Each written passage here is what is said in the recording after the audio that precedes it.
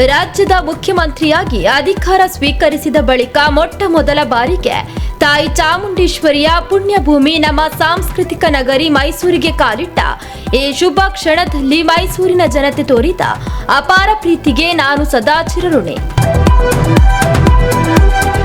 ಜಂತರ್ ಮಂತರ್ನಲ್ಲಿ ನಡೆದ ವಿದ್ಯಾರ್ಥಿಗಳ ಪ್ರತಿಭಟನೆಯ ಬಗ್ಗೆ ನರೇಂದ್ರ ಮೋದಿ ಅವರು ವಿಡಿಯೋ ಕಾನ್ಫರೆನ್ಸ್ನಲ್ಲಿ ಮಕ್ಕಳ ವರ್ತನೆಯ ಬಗ್ಗೆ ಮಾತನಾಡಿದರು. शरारती बच्चों ने भद्दी भद्दी गालियां बोली, किसी भी सभ्य समाज को शोभा न दे ऐसे शब्दों का प्रयोग किया गया.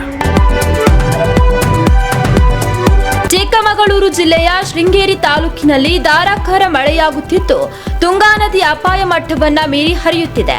ಪ್ರಸಿದ್ಧ ಕಪ್ಪೆಶಂಕರ ದೇವಸ್ಥಾನ ಮುಳುಗಡೆಯಾಗಿದೆ.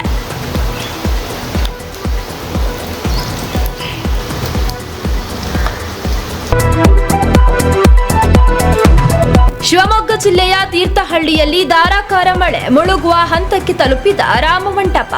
ಕಳೆದ 2 ದಿನಗಳಿಂದ ಶೃಂಗೇರಿ ತೀರ್ಥಹಳ್ಳಿ ಭಾಗದಲ್ಲಿ ಧಾರಾಕಾರವಾಗಿ ಮಳೆಯಾಗುತ್ತಿರುವ ಹಿನ್ನೆಲೆ ತುಂಗಾ ನದಿ ಮೈದುಂಬಿ ಹರಿಯುತ್ತಿದೆ.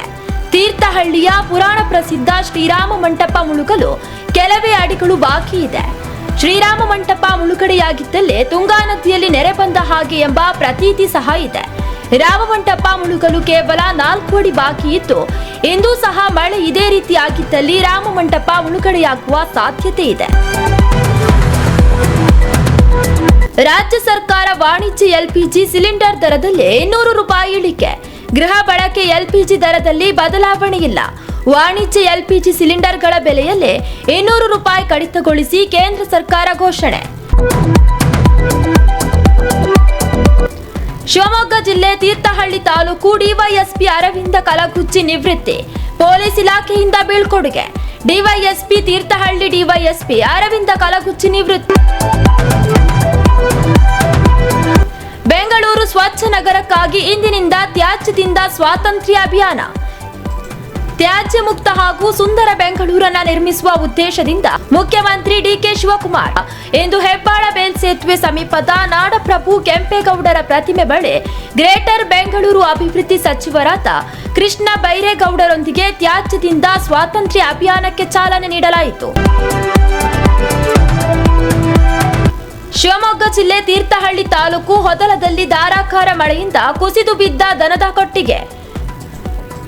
ಹೊದಲ ಅರಳಾಪುರ ಗ್ರಾಮ ಪಂಚಾಯಿತಿ ವ್ಯಾಪ್ತಿಯ ಹೊದಲವಾಸಿ ಶ್ರೀ ಮಡಿತಿ ವಸಂತಿ ರಮಾನಂದ ಆಚಾರ್ ಅವರ ದನದ ಕೊಟ್ಟಿಗೆ ವಿಪರೀತ ಮಳೆಯಿಂದ ಸಂಪೂರ್ಣ ಕುಸಿದು ಬಿದ್ದಿದೆ. ಜಿಲ್ಲೆ ತೀರ್ಥಹಳ್ಳಿ ತಾಲೂಕು ಆಗಸ್ಟ್ 4ರಂದು ಕ್ಯಾಪ್ಟನ್ ಶ್ರೀ ಅಬೂಬಕ್ಕರ್ ಬಸವಾಣಿ ಅವರಿಗೆ ಭವ್ಯ ಸ್ವಾಗತ ಅಭಿನಂದನಾ ಸಮಾರಂಭ. ತೀರ್ಥಹಳ್ಳಿ ತಾಲೂಕು ಮಾಜಿ ಸೈನಿಕರ ಸಂಘದ ಪದಾಧಿಕಾರಿಗಳಿಂದ ಕಾರ್ಯಕ್ರಮದ ವಿವರಣೆ. ಕಾರ್ಗಿಲ್ನಲ್ಲೂ ಸಹ ಯುದ್ಧದಲ್ಲಿ ಭಾಗಿಯಾಗಿರ್ತಾರೆ. ಹಾಗೆ ಆಪರೇಷನ್ ಸಿಂಧೂರ ಈ ಎಲ್ಲ ಕ್ಷೇತ್ರಗಳಲ್ಲೂ ಸಹ ಅವರು ಭಾಗಿಯಾಗಿರ್ತಾರೆ. ಶಿವಮೊಗ್ಗ ಜಿಲ್ಲೆ ತೀರ್ಥಹಳ್ಳಿ ತಾಲೂಕು ಒಪ್ಪಂಟಿ ವೃದ್ಧನ ಜೀವಕ್ಕೆ ಆಸರಿಯಾದ ಕೋಣಂದೂರು ಪೊಲೀಸರು.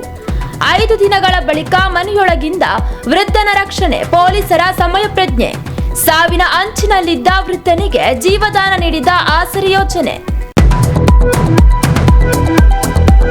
ಜಿಲ್ಲೆ ತೀರ್ಥಹಳ್ಳಿ ತಾಲೂಕು ಆಗುಂಬೆ ಭಾಗದಲ್ಲಿ ಧಾರಾಕಾರ ಮಳೆಯಾಗುತ್ತಿದ್ದು ನಾಬಳ ರಸ್ತೆ ಸಂಚಾರ ಸ್ಥಗಿತಗೊಂಡಿದೆ. ಮಾಲತಿ ನದಿ ಉಕ್ಕಿ ಹರಿಯುತ್ತಿದ್ದು ನಾಬಳ ಸೇತುವೆಯ ಮೇಲ್ಭಾಗದಲ್ಲಿ ನೀರು ಹರಿಯುತ್ತಿದೆ. ಜೈ ಪ್ರವೀಣ, ಜೈ. ನೀವಿಬ್ರು ಎದ್ದು ಕಾಣ್ತೀವಿ.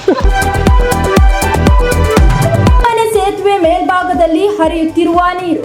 ಕಿಮ್ಮನೆ ಆರಗ ಸುಮ್ಮನೆ ಭೇಟಿ. ಮಕ್ಕಳು ಮಳೆಯಲ್ಲಿ, ಶಾಸಕರು ಮನೆಯಲ್ಲಿ. ಕಿಮ್ಮನೆ ಪಾದಯಾತ್ರೆ ಮಾಡಬೇಕಾಗಿದ್ದ ಸೇತುವೆ ಇಂದು ಮುಳುಗಡೆ. ಈಗ ಪಾದಯಾತ್ರೆಯಲ್ಲಿದೆ. ನೋಡಿ, ಸೇತುವೆ ಮೇಲೆ ನೀರು ಹೋಗ್ತಿದೆ. ಹೆಂಗ್ ಹೋಗೋದು ಮಕ್ಕಳು? ಕನ್ನಡ ನಿರ್ಭೀತಿಯಿಂದ ನಿಮ್ಮ ಜೊತೆಗಾರ.